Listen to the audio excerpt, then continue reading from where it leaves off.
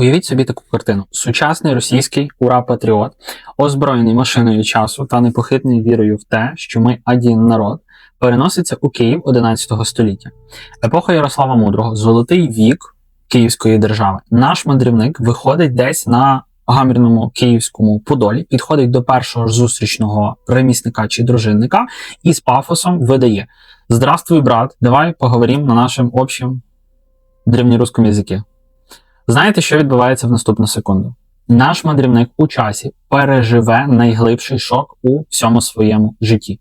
Бо киянин 11 століття подивиться на нього як на абсолютного просто інопланетянина, який звалиться там з 2026 року. Він не зрозуміє ані слова з цього, так би мовити, великого і могучого. Щоб порозумітися з мешканцем стародавнього Києва, сучасному росіянину знадобилося шукати собі перекладача. І це не жарт, не перебільшення і не спроба переписати історію на догоду сучасності. Це суворий, безжальний історичний та лінгвістичний факт, який російська імперська наука намагалася приховати, стерти і знищити протягом буквально останніх 300 років. Століттями російська пропаганда вбивала нам та й по факту всьому світу в голову один і той самий дуже зручний для них міф. Міф про так звану спільну колиску. Мовляв, колись існувала єдина монолітна давньоруська народність і така ж сама єдина давньоруська мова. А вже потім, нібито через монгольську навалу та польсько-литовське панування, ця єдина мова просто розкололася від свого єдинства. І російська, згідно з цим міфом, є найбільш чистим, правильним і прямим нащадком тієї самої, власне, спільної мови.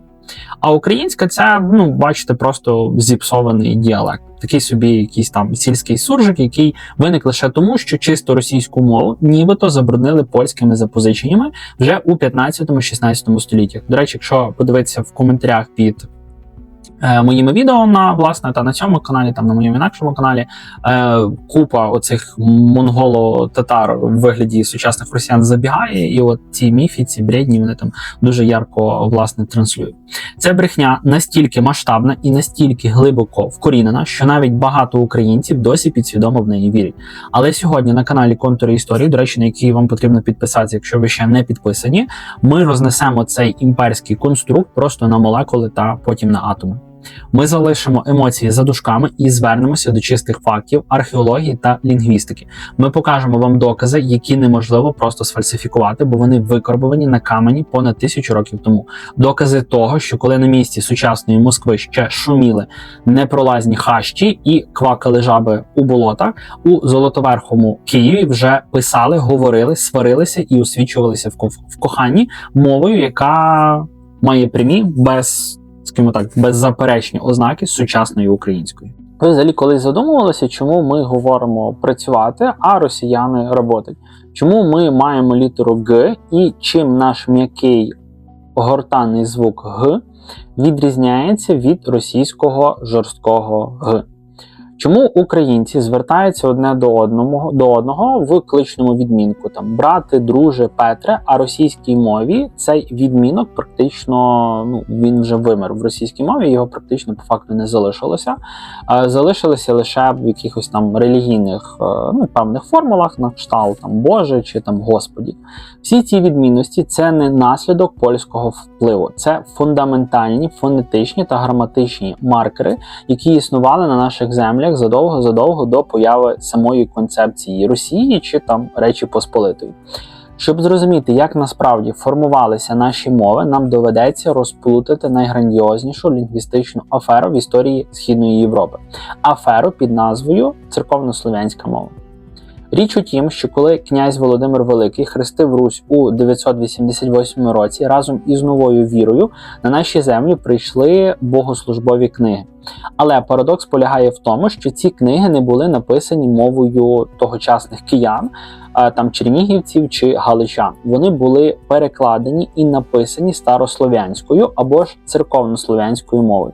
Цю мову створили геніальні просвітителі Кирило і Мефодій, і створили вони її на основі солунського діалекту давньоболгарської мови.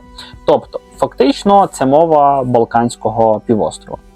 Церковнослов'янська мова відіграла колосальну роль. Вона стала мовою високої культури, мовою літописів, релігійної та офіційної тогочасної дипломатії. Це була така собі латина Східної Європи.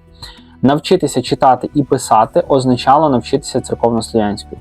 Але чи говорили цією високою книжною мовою прості люди у своєму повсякденному житті? Чи обговорювали нею врожай, чи торгували нею на ринках? Звісно, що ні. Тобто її не використовували в побуті. Жива розмовна мова наших предків кардинально відрізнялася від того, що писалося в літописах. І саме тут криється головна маніпуляція російських істориків.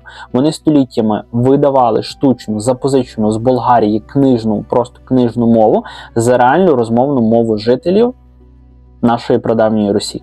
І якби ми не мали жодних інших джерел, крім офіційних літописів, переписаних і відредагованих монахами в пізніші століття, ми б, можливо, ніколи не дізналися правди.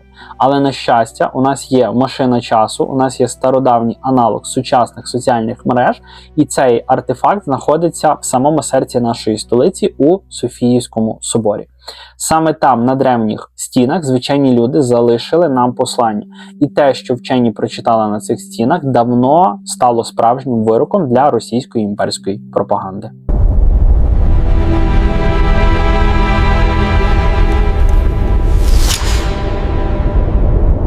Отже, ми переміщуємося під склепіння Софії Київської, головного храму Київської держави, закладеного ще на початку 11 століття.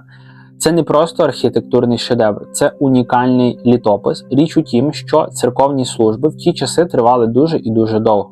І звичайні люди, містяни, дружинники, купці, дрібні писарі, стоячи годинами на молитві, відверто нудьгували.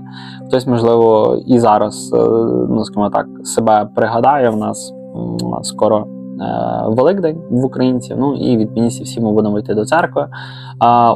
Особливо, якщо в когось дуже довгі служби, то справді інколи там вже під кінець люди втомлюються. Що робить сучасна людина, коли їй нудно? Дістає всіх наш з вами любимий смартфон і гортає стрічку, Facebook, не знаю, TikTok, Instagram, так далі, так далі. Що робили кияни 1000 років тому? Вони брали спеціальні писала, металеві стрижні для письма по воску і дряпали свої думки прямо на фресках собору. Ці витряпані написи науковці називають графіті. Сьогодні їх у Софії віднайдено понад 7000. І це справжній скарб, тому що, на відміну від офіційних літописів, які ретельно переписувалися, цензурувалися і створювалися штучно високою церковнослов'янською мовою, графіті ніхто не редагував. Це була жива, пульсуюча, абсолютно нецензурована розмовна мова вулиць стародавнього Києва. І коли українські вчені, такі як, допустимо, Сергій Висоцький чи сучасний дослідник В'ячеслав Корнієнко, розшифрували ці написи, перед ними постала картина, яка стала вироком для російської пропаганди. Зі стін Софії на нас дивилася рання українська мова з її унікальними граматичними формами, закінченнями та, власне кажучи, лексикою. Давайте подивимося на конкретні приклади. Перший і найяскравіший маркер – цикличний відмінок. У російській мові його як живого явища зараз просто вже не існує. Є лише скам'янілі релігійні форми по типу Боже або Господі. А що ми бачимо в Софії Київській? Люди постійно звертаються до святих і одне одного у кличному відмінку.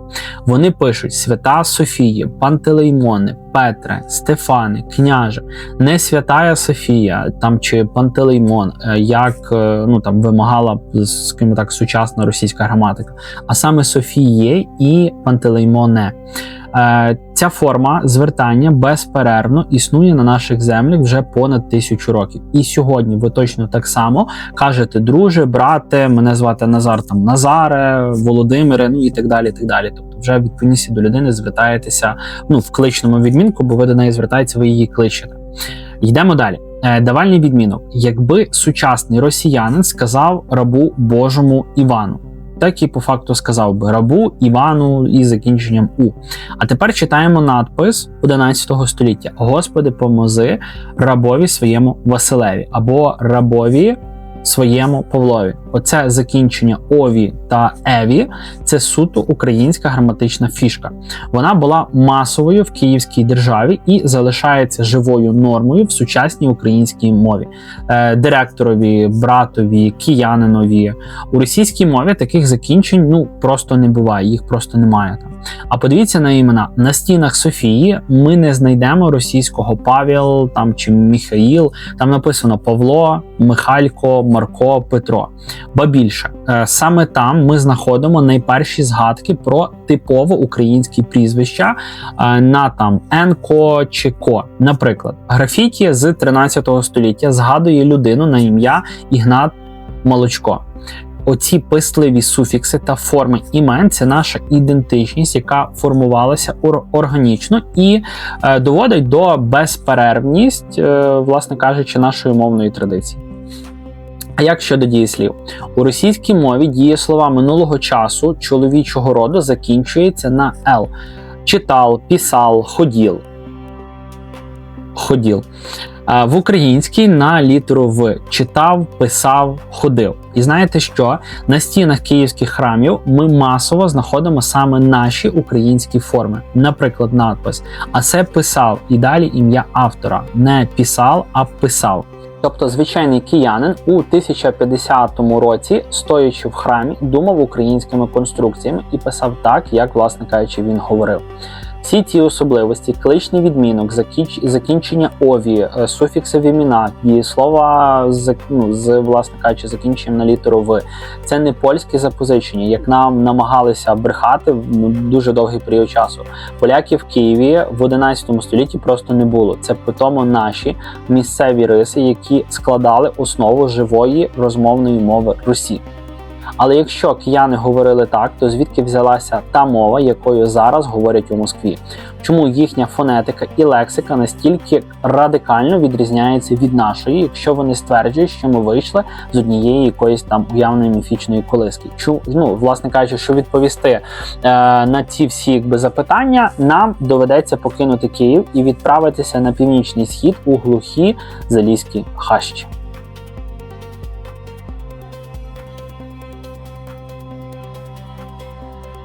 Ми залишаємо Золотоверхий Київ з його гомінким подолом і вирушаємо туди, де через кілька століть, власне, виникне Москва.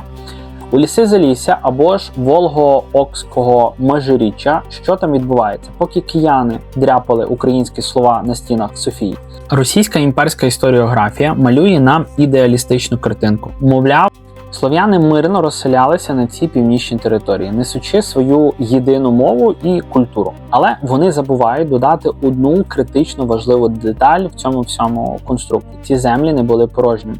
Там тисячоліттями жили місцеві фіно-угорські та балтські племена. Це були там Мерія, Мурома, Весь, Чуть, Мордва, Голядь, тобто багато там було різних етнічних народів.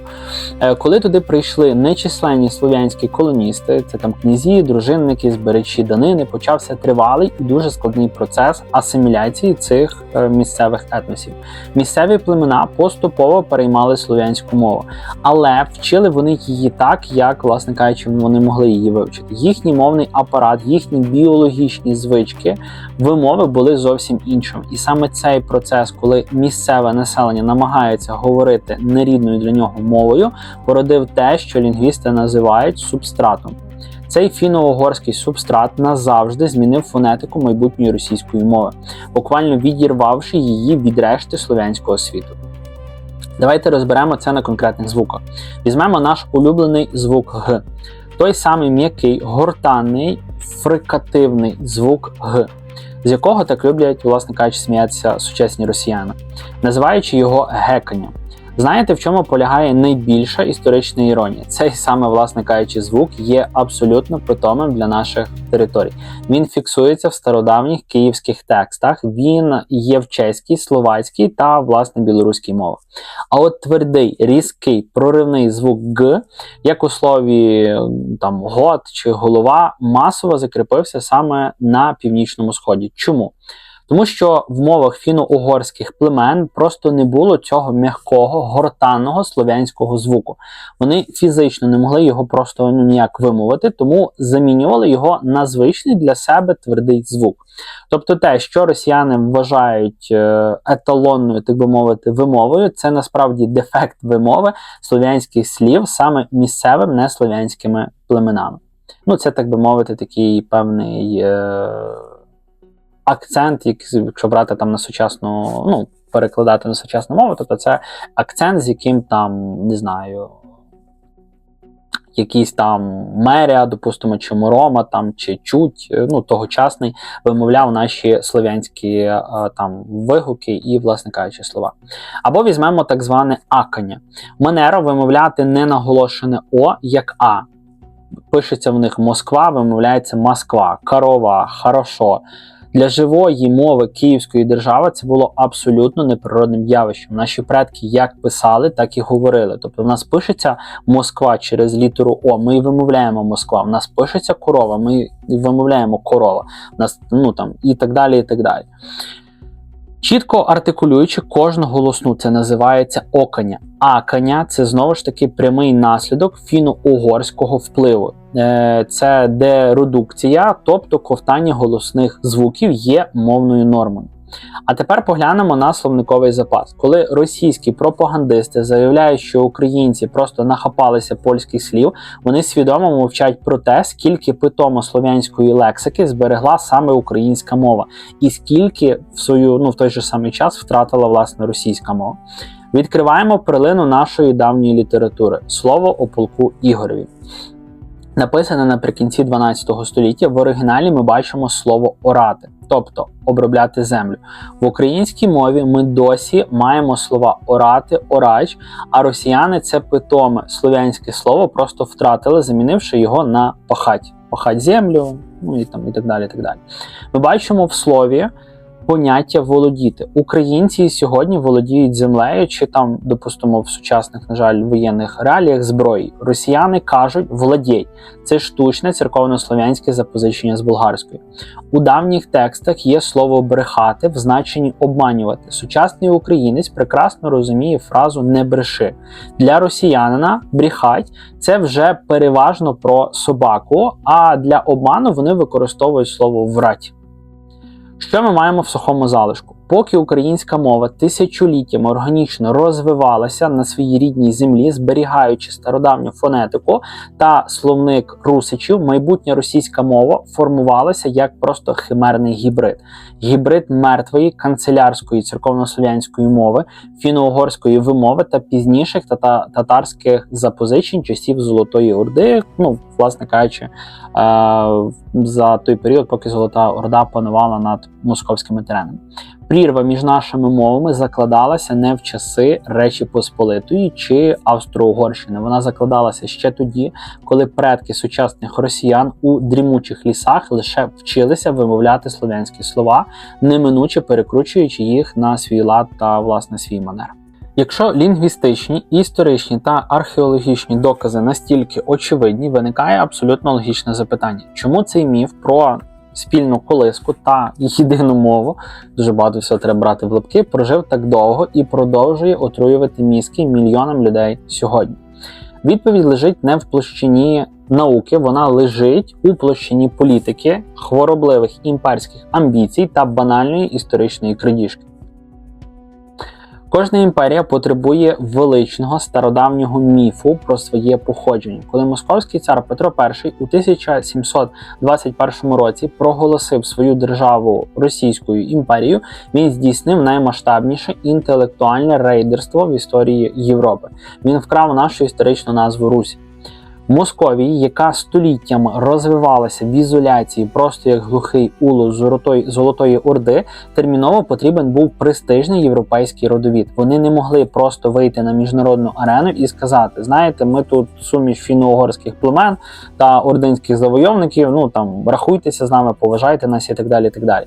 Їм був життєво необхідний Київ із його тисячолітньою історією, Софіївським собором, християнством і потужними європейськими династичними історичними зв'язками Ярослава Мудрого. Тобто це ті ниточки, за які вони, власне кажучи, могли тягнутися і податися в Європу до цивілізації зі своїх мокшанських болів.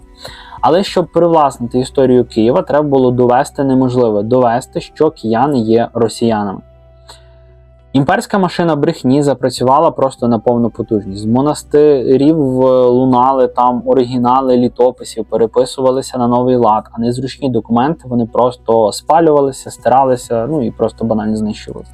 Але в історії була одна величезна, нездоланна проблема. Живі люди, яких нікуди було діти.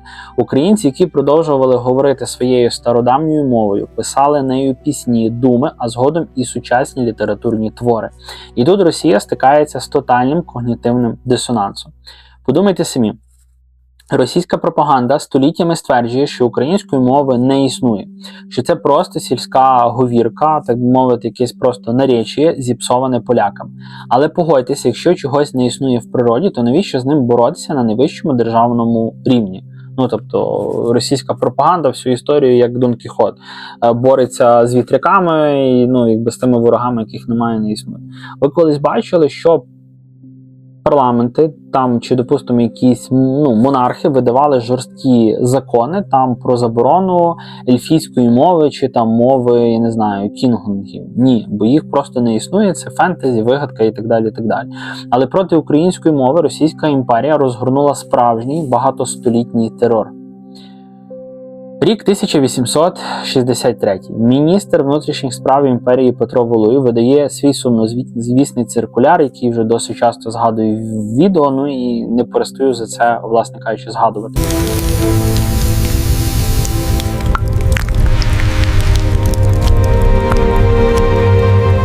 У ньому чорним по білому викарбована фраза, яка стала квінтесенцією російського шовінізму. Никакого особенного малоросійського язика не було, нет і бить не може.